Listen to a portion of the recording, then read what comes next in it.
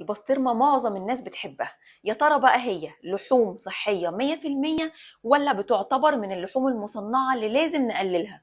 أنا شخصيا بحبها جدا. منظمة السرطان الأمريكية بتعتبر إن البسطرمة من اللحوم المصنعة، لأن أي لحوم اتعرضت للمعالجة بالملح أو بالتدخين كانت مدخنة أو بأي مواد حافظة بتعتبر من اللحوم المصنعة، ودي من اللحوم اللي بتزود فرص الإصابة بسرطان القولون. الخبر السعيد في الموضوع إن أنت برضو تقدر تاكل بسطرمة، بس عشان صحتك حاول ما تعديش في اليوم 70 جرام بسطرمة أو لحوم مصنعة عامة، ودي تقريبا تساوي شريحة قد الإيد رفيعة. البسطرمة أصلا عرق لحمة على بعضه، لكن اللانشون دي لحمة واتفرمت واتضاف عليها مليون ألف حاجة.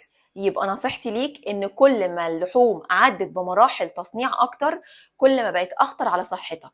وحتى اللحوم المصنعة حتى لو اكلتها ولكن هي معدية بمراحل تصنيع او حفظ اقل، فانت تقدر تقلل الكمية وتاكلها ومش كل يوم، عشان برضو تتجنب الملح الكتير اللي في البسطرمة.